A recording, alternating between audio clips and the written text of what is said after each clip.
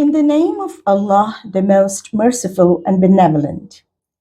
If Allah were to give an immediate reaction over the vices of mankind, the way it seeks his immediate response to its virtues, then its time would have been expired there and then, and its course settled at once. Therefore, we leave those alone who do not expect to meet us, groping and stumbling blindly on their way to their destination. When a person is afflicted by any harm, whether busy or relaxed, in action or repose, he keeps crying and calling us. But when we undo the harm and restore him back his previous position, he moves back to his old ways, as if he never called to us in despair. That's how their deeds are beautifully adorned for the excessively indulgent ones. Translation of verses 11 and 12 of Surah Younas.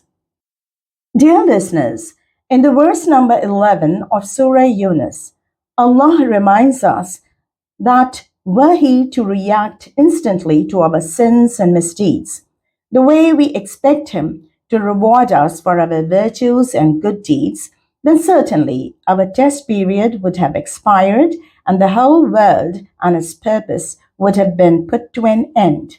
Then he's mentioning to us that this kind of attitude of ours is due to our mistrust in Him on the day of judgment, when we are supposed to meet Him in person. And that's the reason we don't want to bank on that day and want everything instantly here in this world, and that He's so weary and so sick and tired of such attitude of ours that He leaves us stumbling blindly on our way to the hereafter. Then it's explained in the verse number 12 of Surah Younas that when any calamity or adversity hits us, when we are suffering in one way or another, we always turn to that one being, the Almighty, even if in normal circumstances we don't believe in Him. Whether we are atheists or people of faith, whether we call Him Allah, God, or Paramatma, in our troubles and misery, we always turn to Him, beg Him, beseech Him, call Him and ask for help, remember Him in prayers and supplications.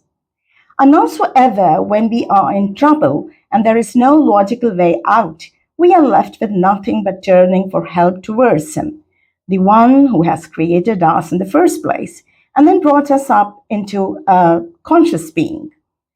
That's very much human nature. It has been instilled into us from the day one, since the very beginning of our species. While creating, He has put us into worshipping mode. That's the reason most of the human beings need to worship something or someone. It is fed into us, instilled into our nature.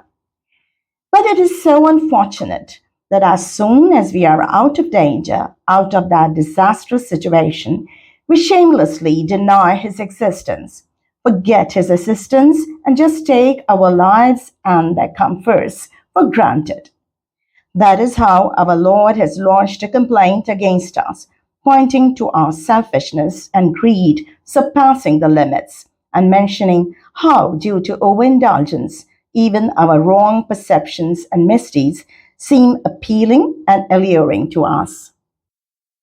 We seem so fascinated by them that we ignore all His instructions, so then we are left alone, following blindly our whims and fancies. May Allah help us go through this ordeal of life and save us from hellfire. Amen.